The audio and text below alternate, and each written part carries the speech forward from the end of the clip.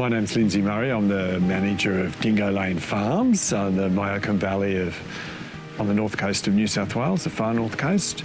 I grew up on a irrigation farm in the Riverina, and I saw that the farm I grew up on became increasingly unproductive with time until a point where it couldn't really support one family.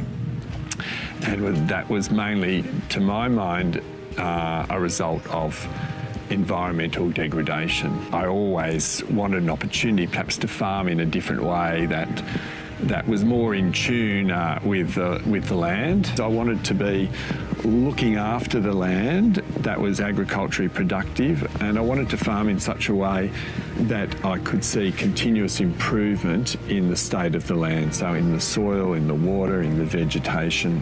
Very upsetting when we get total loss of our native bush, and I think it has lots of consequences, both on the way a farm functions and on our own psychology. I think as Australians we like to be connected to the bush. We get a lot of pleasure from the bush. So we set in a few principles. One is that we wanted 15% of the farm to go back to natural vegetation, so we spent a lot of time working out those areas of the farm that would most benefit from being excluded from the grazing operation and being re-vegetated, either because of some pre-existing forest or because they were more environmental sensitive areas. I think we do have to keep the land alive, and 15% seems like a tiny little thing. It's almost like the old idea of paying a tithe, you know.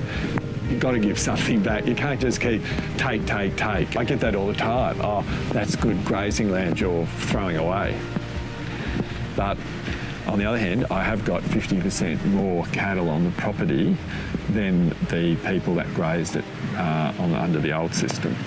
Every time I drive past these trees, every single day I go, oh wow, you get this massive good feeling, because you think, oh geez, you know, we planted all those and there's all this stuff happening, and it's such an exponential thing. I mean, they just keep doubling in size. It seems like the other day to me these were little things. We've got so many birds nesting and breeding here, and again, as you're talking, I think that really does make a difference in terms of insects and other stuff happening on our pastures by having these banks of vegetation and habitat going through the farm.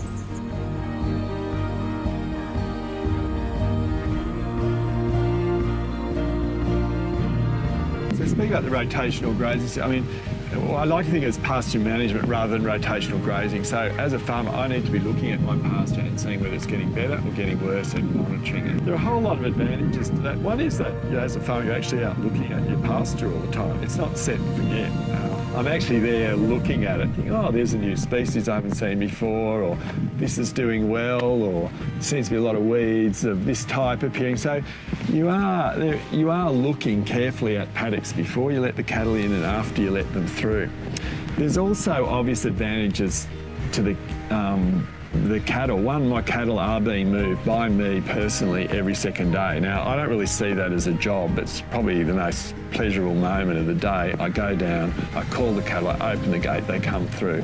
They all walk past me. They're very used to the system. They're waiting for me when I get down there.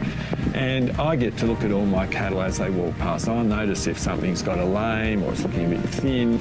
There's no doubt that it is good for cattle health to move to a new paddock. Even if there's plenty of feed there, they want to go to a new paddock. They want to move on to fresh pasture. There's an instinct there. You let them through and then they kick up the heels and run around the new paddock and start eating again. You know, they're waiting for me to move and then they start eating again. The more they eat, then the more conditions put on, the more meat they're making, the more milk they're making for their calves. So, you know, I can tell that my cattle are healthy and they're looking a lot better than they used to before I had all my fencing and water in place. I haven't had to use any sprays on the paddocks for 6 years. We haven't added any fertiliser. And we have actually increased the carrying capacity by 50%. I've never looked back since. I've never been happier in my whole life.